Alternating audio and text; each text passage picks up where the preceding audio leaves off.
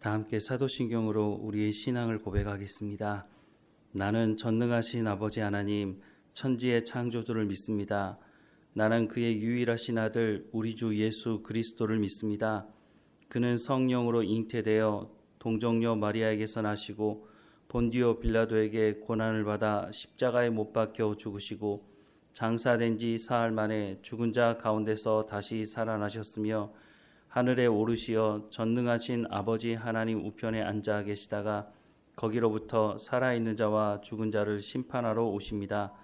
나는 성령을 믿으며 거룩한 공교회와 성도의 교제와 죄를 용서받는 것과 몸의 부활과 영생을 믿습니다. 아멘.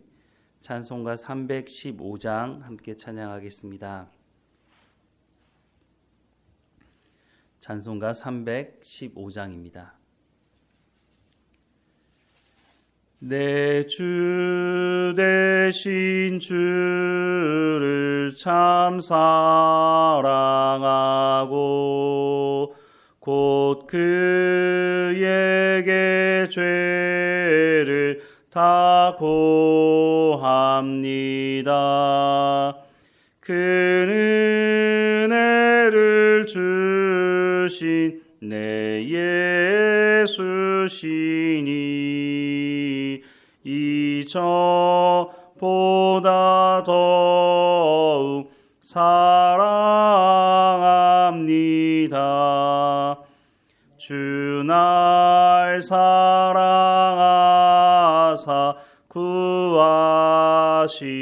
구하시려고 저 십자가 고난 당하셨도다. 그 가시관 쓰신 내 주 배우니 이전보다 더욱 사랑합니다. 내 평생에 힘쓸 그 큰 의무는 주 예수의 덕을 늘 기림이라. 숨질 때에까지 내 할 말씀은 이전보다 더욱 사랑합니다. 그 영광의 나라 나 들어가서 그 풍성한 은혜 늘 감사하리. 금면류관 쓰고 나 찬송할 말 이전보다 더욱 사랑합니다. 아멘. 오늘 하나님께서 우리에게 주시는 말씀은 누가복음 6장 1절에서 11절까지 말씀입니다. 누가복음 6장 1절에서 11절까지 말씀 함께 읽겠습니다. 안식일에 예수께서 밀밭 사이로 지나가실새 제자들이 이삭을 잘라 손으로 비비어 먹으니 어떤 바리새인들이 말하되 어찌하여 안식일에 하지 못할 일을 하느냐. 예수께서 대답하여 이르시되 다윗이 자기 및 자기와 함께한 자들이 시장할 때에 한 일을 읽지 못하였느냐. 그가 하나님의 전에 들어가서 다만 제사장 외에는 먹어서는 안 되는 진설병을 먹고 함께한 자들에게도 주지 아니하였느냐. 또 이르시되 인자는 안식일의 주인이니라 하시더라. 또 다른 안식일에 예수께서 회당에 들어가사 가르치실새 거기 오른손 마른 사람이 있는지라. 서기관과 바리새인들이 예수를 고발할 증거를 찾으려 하여 안식일에 병을 고치시는가 엿보니 예수께서 그들의 생각을 아시고 손 마른 사람에게 이르시되 일어나 한 가운데 서라 하시니 그가 일어나 서거늘 예수께서 그들에게 이르시되 내가 너희에게 묻노니 안식일에 선을 행하는 것과 악을 행하는 것 생명을 구하는 것과 죽이는 것 어느 것이 옳으냐 하시며 무리를 둘러보시고 그 사람에게 이르시되 내 손을 내밀라 하시니 그가 그리하매 그 손이 회복된지라. 그들은 노기가 가득하여 예수를 어떻게 할까 하고 서로 의논하니라. 아멘. 이스라엘의 농사하는 시기와 우리나라의 농사하는 시기가 좀 차이가 있는데요. 이스라엘의 3, 4월은 보리를 추수하고 4, 5월은 밀을 수확합니다. 그러니까 오늘 본문에 밀밭을 지나가면서 이삭을 까먹었다고 하는 것을 보면 4, 5월쯤 되었을 것으로 추정이 됩니다. 그런데 제자들이 배가 고파서 밀 이삭을 까먹었는데 그것을 보고 바리새인들이 시비를 걸고 있습니다. 우연히 바리새인들이 지나가다가 이 모습을 목격했는지 모르겠지만 계속해서 예수님을 쫓아다니면서 시비거리를 참는 것을 보면 아마도 이날 예수님의 제자들을 뒤따라 갔던 것이 아닌가 하는 생각을 해보게 됩니다. 어쨌든 안식일에 밀 이삭을 까먹은 것에 대해서 바리새인들이 시비를 걸고 있는데 왜 이것이 문제가 될까요?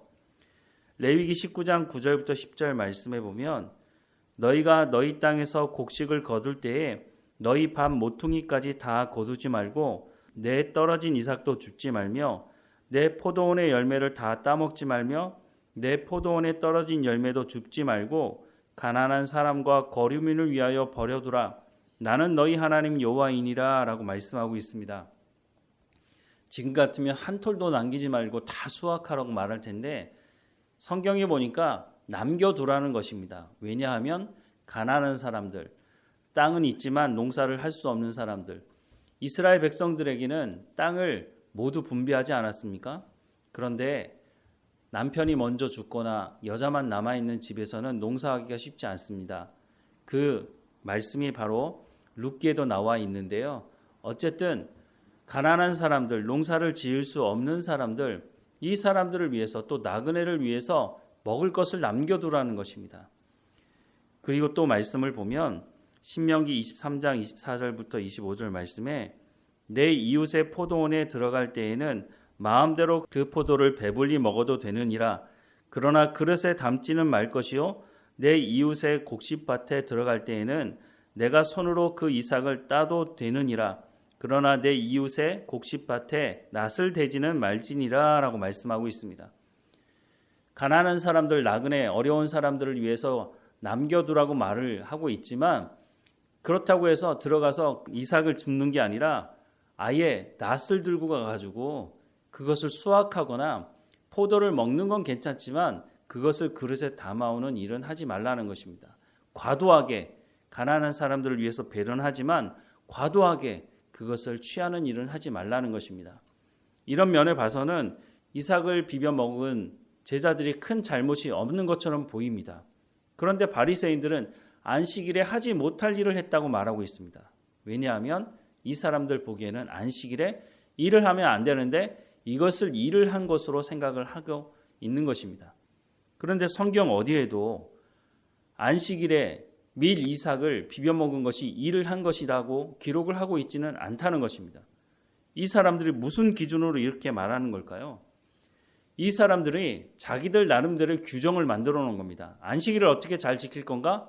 안식일에는 밀 이삭을 비벼 먹는 것은 일을 하는 것이니까 그것은 허용되면 안 된다라고 자기들끼리 규정을 만들어 놓았다는 것입니다. 자기들 규정에 맞지 않으니까 안식일을 어겼다고 주장하는 것이죠. 그런데 그 속내를 들여다보면 어떻습니까? 자신들이 왜 이런 규정들을 만들어서 사람들의 발을 옥죄는 족쇄로 만들었느냐? 자기들이 편리하기 위해서 그런 것입니다. 이 종교 권력을 가지고 자기들이 하고 싶은 대로 하기 위해서 사람들의 발목을 잡고 있는 그런 규정들을 만들어 놓았다고 하는 것입니다. 그런데 이런 것도 결국은 상황에 따라서 다 변화되는 것이라고 하는 것을 자기들 스스로도 그렇게 말할 수밖에 없는 상황이 일어날 수 있다는 것입니다. 주전 167년에서 160년 사이에 알렉산더 대왕이 거의 전 유럽을 지배하지 않았습니까? 그런데 이 사람이 30대에 너무 이른 나이에 죽고 맙니다. 그래서 그 아래에 있던 사람들이 나라를 분배하게 되는데 셀레우쿠스라는 사람이 이쪽 이스라엘 지역을 다스리게 되었습니다. 그런데 이런 오랫동안 다른 나라의 지배를 받고 있던 이 사람들, 종교적인 자유도 또한 독립도 꿈꾸었던 이 사람들 중에 마카비라고 하는 가문이 있었는데 이 사람들이 혁명을 일으키게 됩니다. 그런데 전쟁이라고 하는 것이 하루 이틀 끝납니까? 안식일에는 전쟁을 하지 못하는 겁니다. 그러다 보니까 상대편에서는 안식일이라고 봐주지 않으니까 엄청나게 많은 사람들이 죽어나가게 됐습니다. 그래서 상황에 따라서 야, 이거 안 되겠다. 이거 안식일에 최소한 우리가 방어를 위한 공격은 해야 되지 않겠느냐? 라고 해서 이전에는 안식일에 전쟁을 하지 않았는데 사람이 많이 죽으니까 야, 안 되겠다. 방어를 위해서 공격하는 것은 허용해 줘야겠다. 이렇게 상황에 따라서 안식일 규정을 바꾸었다는 것입니다. 그런데 이제 와서 예수님의 제자들이 안식일에 밀 이삭을 비벼 먹었다는 이유 때문에 예수님을 공격하고 이건 안식일을 범한 거다. 이렇게 말하는 것은 사실 합당하지 않은 것이죠. 3절부터 5절 말씀해 보면 예수께서 대답하여 이르시되 다윗이 자기 및 자기와 함께한 자들이 시장할 때 한 일을 읽지 못하였느냐. 그가 하나님의 전에 들어가서 다만 제사장 외에는 먹어서는 안 되는 진설병을 먹고 함께한 자들에게도 주지 아니하였느냐. 또 이르시되 인자는 안식일에 주인이라 하시더라 라고 말씀을 하고 있습니다. 이 안식일에 대한 설명을 어떻게 하는 것이 맞느냐. 안식일을 지정해 주신 하나님의 관점에서 이것을 봐야 한다는 것입니다. 그러면서 드는 예가 다윗에 대한 말씀을 하고 있습니다. 다윗이 사울을 피해 도망가는데 어떤 누구가 다윗을 도와줄 수 있겠습니까? 다윗과 함께한 사람들, 다윗뿐만 아니라 다윗과 함께한 사람들이 굶주려 있었을 때에 제사장을 만나게 됐는데 그 제사장을 통해서 이 진설병을 먹게 됩니다. 그런데 진설병이라고 하는 것은 제사장 외에는 누구도 먹지 못하게 되어 있는 것입니다. 그런데 다윗과 다윗을 따르는 사람들이 이 진설병을 먹고 난 이후에 성경 어디에도 이것이 잘못된 것이라고 말하는 말씀을 찾을 수가 없다는 것입니다. 예수님께서 그 말씀을 하시는 거죠. 그러면서 하시는 말씀이 9절부터 10절 말씀해 보면 예수께서 그들에게 이르시되 내가 너희에게 묻노니 안식일에 선을 행하는 것과 악을 행하는 것, 생명을 구하는 것과 죽이는 것 어느 것이 옳으냐 하시며 무리를 둘러보시고 그 사람에게 이르시되 내 손을 내밀라 하시니 그가 그리하매 그 손이 회복된지라 라고 말씀합니다. 손 마른 사람, 손에 병이 있는 사람을 예수님께서 고치시면서 하신 말씀입니다. 안식일을 지키라고 하는 이유가 무엇이냐라고 하는 것을 묻고 있는 겁니다. 너희는 너희의 규정을 만들어서 오히려 하나님의 말씀대로 순종하지도 않으면서 그 규정을 지키는 것이 하나님 말씀을 지키는 것이라고 사람들에게 말하지만 그것은 잘못된 것이라는 것입니다. 왜냐하면 안식일을 만드신 것은 하나님이시니 하나님의 관점에서 안식일을 봐야 하는데 그러면 이 안식일을 만드신 이유가 뭐냐?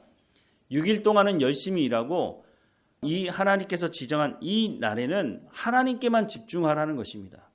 하나님의 말씀을 듣는 날이니 예배하고 온 마음을 다해 하나님을 예배하고 하나님 말씀을 듣는 자리 가운데 나오라고 하는 것입니다. 그것이 바로 우리의 생명을 살릴 수 있는 길이기 때문에 그래서 예수님께서 이 안식일에 생명을 살리는 것과 죽이는 것 얻은 것이 옳으냐라고 묻고 있는 것입니다. 밀 이삭을 비벼 먹는 것, 배가 고파서 밀 이삭을 먹었다고 하는 것은 생명을 살리는 것 아닙니까? 그런 차원에서 본다면 이삭을 비벼 먹은 것이 잘못되었다고 말하는 바리새인들이 틀렸다고 말씀해 주고 있는 것입니다. 오늘 우리도 마찬가지입니다. 우리가 성경을 볼 때 하나님의 관점을 가지고서 봐야지 우리의 관점에서 보기 시작하면 상황에 따라서 말씀을 이랬다 저랬다 바꿀 수 있는 것입니다. 하나님께서 안식일을 지키라고 말씀하신 것은 성경에 기록된 말씀이고 그 말씀을 기록하고 말씀하신 이유는 우리의 생명을 살리기 위한 것이라고 말씀해 주고 있습니다. 그러니 오늘 이 시대에 우리가 주일 하나님 앞에 나와 예배할 때에 그 어떤 것과도 사실은 타협해서는 안 되는 것입니다. 내 생명을 살리기 위해서 예수님께서 정하신 날이고 내 생명을 살리기 위해서 하나님께서 정하신 날이니 그 어떤 것과도 타협하지 않고 오직 하나님께 나와서 예배하는 일에 집중해야 하는 것입니다.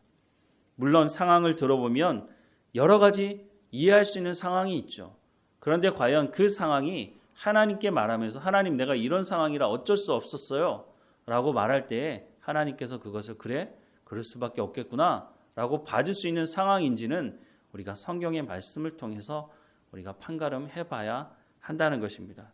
무엇보다 우리 가운데 주신 이 주일 예수님께서 부활하신 첫 열매가 되신 예수님의 부활을 기념하며 기뻐하며 우리가 예수님 때문에 구원받았으니 하나님 앞에 나와 예배하는 이 날 우리가 기쁨으로 그 어떤 것과도 타협하지 말고 하나님을 예배하는 날로 우리가 삼고 예배할 때에 우리의 영혼이 살아나고 우리가 하나님 안에서 참 평안과 기쁨을 누리며 살아갈 수 있다는 것을 기억해야 할 것입니다. 예수님께서 말씀하는 말씀을 다시 한번 기억했으면 좋겠습니다. 선을 행하는 것과 악을 행하는 것, 생명을 구하는 것과 죽이는 것 어느 것이 옳으냐라고 말씀을 하고 있습니다. 우리의 생명을 살리기 위한 주일입니다. 우리의 생명을 살리기 위해 하나님을 예배하라고 말씀하십니다. 하나님의 말씀에 귀를 기울이고 온 마음을 다해 하나님을 예배하며 하나님의 은혜 가운데 나아가는 우리의 주일의 예배가 되기를 주님의 이름으로 축원합니다. 기도하겠습니다. 사랑하는 하나님, 하나님께서 우리의 영혼을 살리기 위해서 하나님 앞에 예배하는 날을 정하시고 하나님께 나와 예배하라고 말씀하시니 우리가 그 어떤 것과도 타협하지 아니하고 오직 하나님을 예배하는 삶을 살아갈 수 있도록 은혜를 허락해 주옵소서. 지금 당장 내 편리를 위해서 상황에 따라서 타협하지 않게 하시고 하나님께서 나를 위해서 하신 말씀이며 이 날을 정해서 내 생명을 살리기 위해 말씀하시는 그 말씀에 귀를 기울이는 날이 될 수 있도록 그래서 우리가 모여 하나님을 예배하는 그 자리 가운데 하나님 임재해 주시고 말씀해 주시고 하나님 앞에 위로받으며 하나님 앞에 회복되는 은혜가 충만한 예배의 현장이 될 수 있도록 은혜를 허락해 주옵소서.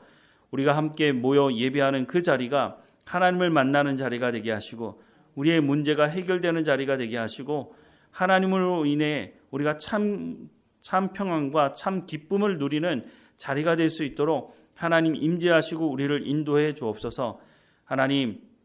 하나님의 말씀을 듣는 자리에서 또한 우리의 삶의 현장으로 돌아가서는 우리의 삶의 현장에서 하나님을 예배할 수 있도록 하나님의 마음을 기쁘시게 하는 삶을 살아갈 수 있도록 날마다 성령에 충만케 하시고 하나님의 말씀을 성령의 열매로 맺어가는 우리의 삶의 현장이 될 수 있도록 은혜를 베풀어 주옵소서. 우리의 자녀들도 함께 예배하는 공동체 되어지도록 하나님 인도해 주시고 우리의 자녀들이 하나님의 말씀을 들을 수 있도록 깨어있을 수 있도록 성령의 충만함으로 하나님 붙들어 주시고 그 말씀을 따라 순종하며 믿음이 성장하는 우리의 자녀들 될 수 있도록 하나님 인도해 주옵소서. 예배의 자리에서 떠나 있는 자녀들 하나님 지켜주시고 불러주셔서 하나님의 은혜를 경험하게 하시고 참 은혜를 경험하는 모든 삶으로 나아갈 수 있도록 하나님 인도해 주옵소서. 하나님 우리를 부르셔서 부르심에 합당한 삶을 살아가라고 말씀하시니 오늘도 부르심에 합당한 삶을 살아갈 수 있도록 우리를 붙들어 주옵소서. 늘 우리와 함께 하시는 하나님께 감사하고 예수님의 이름으로 기도드립니다. 아멘. 하늘에 계신 우리 아버지, 아버지의 이름을 거룩하게 하시며 아버지의 나라가 오게 하시며 아버지의 뜻이 하늘에서와 같이 땅에서도 이루어지게 하소서. 오늘 우리에게 일용할 양식을 주시고 우리가 우리에게 잘못한 사람을 용서하여 준 것 같이 우리 죄를 용서하여 주시고 우리를 시험에 빠지지 않게 하시고 악에서 구하소서. 나라와 권능과 영광이 영원히 아버지의 것입니다. 아멘.